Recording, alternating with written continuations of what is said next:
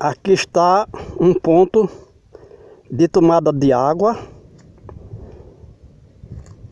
nessa área agrícola, água que seria a mesma do abastecimento urbano da cidade, onde 10 metros cúbicos de água que uma pequena família pobre consome por mês custa R$50, que para a família pobre já é uma fortuna em termos de valor, que é R$30 dos 10 metros cúbicos da água e mais 20 que a companhia de abastecimento cobra do esgoto. Quer dizer, se tem água vai ter que ter esgoto.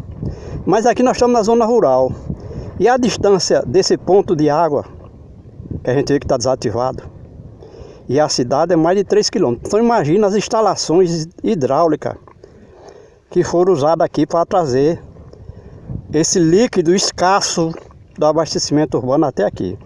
A gente vê que foi desativado. E se alguém não sabe por quê, porque não tem mais a água. Não tinha água, porque até na cidade, quando chega essa época do verão, o povo consome mais água, então não dá para nada. Essa água vem a 130 km de distância, do sertão, do Rio Grande do Norte, no açude, e chegava até aqui. Imagino que ao preço de 1 litro desse líquido custaria no mínimo R$2. Aí qual é o proprietário de terra aqui, numa terra dessa morta, improdutiva, teria condições de pagar? Não. Pode ser até rico e tal. Não é rico não, porque quem tem uma propriedade dessa não pode dizer que é rico. É um miserável. Então a gente viu os pedaços dos canos aí, que ele chegou a instalar aqui esses canos para levar a água, certamente para o gado beber, ou seja, na zona rural, para criar gado depende da água que vem do abastecimento urbano, que na época chegava aqui através da encanação, a gente viu ali o ponto, e hoje certamente se tivesse gado aqui, não tem, mas se tivesse viria no carro-pipa, ou no trator-pipa da prefeitura, desde que o homem tivesse conceito perante os administradores municipais para poder trazer um carro-pipa aqui todo dia.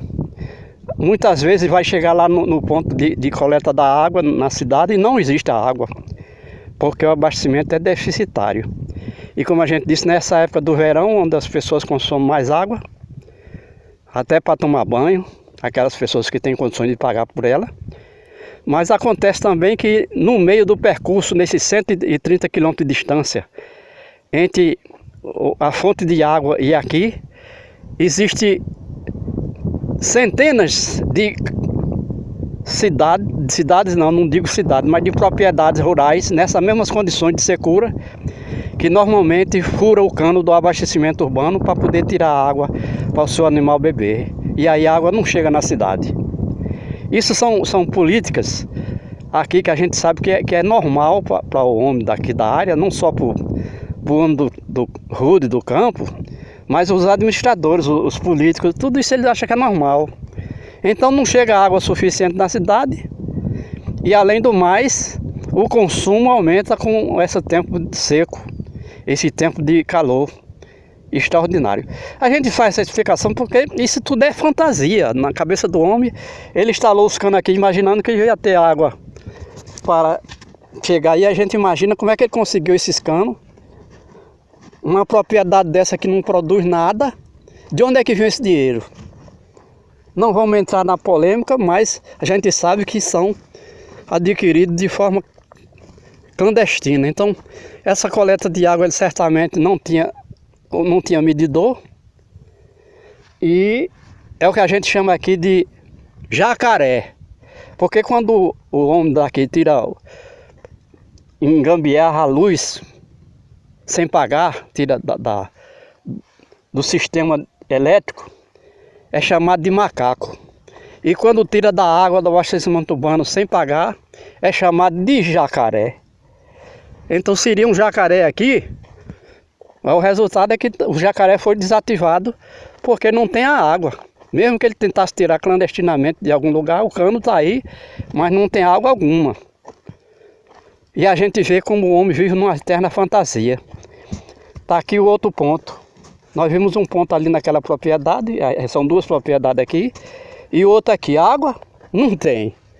Quer dizer, e vive, como a gente disse, é como se estivesse na fantasia do carnaval. O carnaval, que aqui no Brasil, normalmente seria comumente 3 ou 4 dias, na realidade é o ano inteiro, porque o homem é uma coisa que está no sangue das pessoas.